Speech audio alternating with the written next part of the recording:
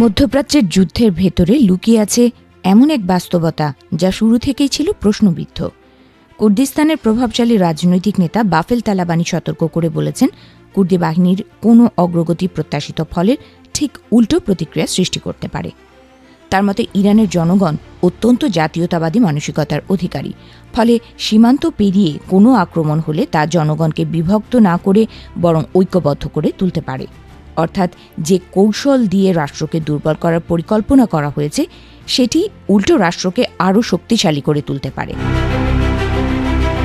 এই প্রেক্ষাপটে সামনে এসেছে যুদ্ধের আরেকটি গুরুত্বপূর্ণ দিক, তা হল ভুল অনুমানের উপর দাঁড়িয়ে নেওয়া সিদ্ধান্ত। ইসরায়েলের প্রধানমন্ত্রী বেনিয়ামিন নেতানিয়াহু নাকি ব্যক্তিগত বৈঠকে অসন্তোষ প্রকাশ করেছেন। অভিযোগ উঠেছে গোয়েন্দা সংস্থা মোসাদ যে প্রতিশ্রুতি দিয়েছিল বাস্তবে তার কোনো ফল দেখা যাচ্ছে না। একটি নিরাপত্তা বৈঠকে নেতানিয়াহু নাকি ক্ষোভ প্রকাশ করে বলেছেন, যুক্তরাষ্ট্রের প্রেসিডেন্ট ডোনাল্ড ট্রাম্প যুদ্ধ শেষ করে দিতে পারেন তার আগেই যদি গোয়েন্দা অভিযান কোনো ফল না দেয়। এই মন্তব্য থেকেই বোঝা যায় কৌশলগত পরিকল্পনা ও বাস্তব পরিস্থিতির মধ্যে বড় ধরনের ফাঁক তৈরি হয়েছে। যদিও প্রকাশ্যে নেতানিয়াহু এখনও আশাবাদী ভাষায় কথা বলছেন, তিনি অজ্ঞাত স্থল অভিযান নিয়ে ইঙ্গিত দিচ্ছেন এবং বলছেন এখনই সিদ্ধান্তে পৌঁছানোর সময় আসেনি। তার দাবি, ইরানের জনগণ হয়তো পরিস্থিতিকে নিজেদের মতো করে ব্যবহার করতে পারে।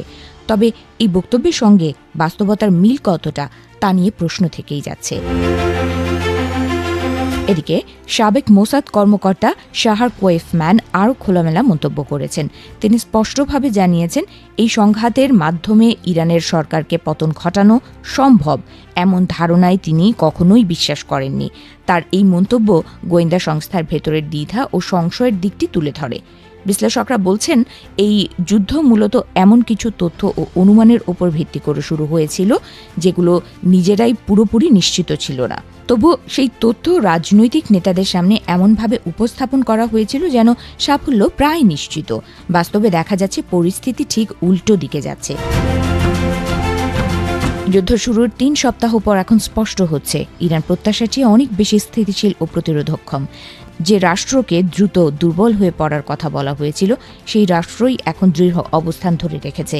এই প্রেক্ষাপটে সবচেয়ে বড় প্রশ্ন উঠে আসছে, যুদ্ধ কি সত্যিই সঠিক তথ্যের ভিত্তিতে শুরু হয়েছিল নাকি রাজনৈতিক আশাবাদ বাস্তব মূল্যায়নকে ছাপিয়ে গিয়েছিল?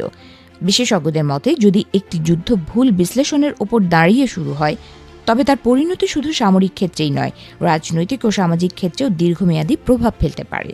সব মিলিয়ে বলা যায়, এই সংঘাত এখন শুধু সামরিক শক্তির লড়াই নয়, এটি হয়ে উঠেছে কৌশল, তথ্য এবং বাস্তবতার এক জটিল পরীক্ষার মঞ্চ। আর সেই পরীক্ষার ফল কী হবে তা নির্ধারণ করবে মধ্যপ্রাচ্যের ভবিষ্যৎ রাজনীতির গতিপথ।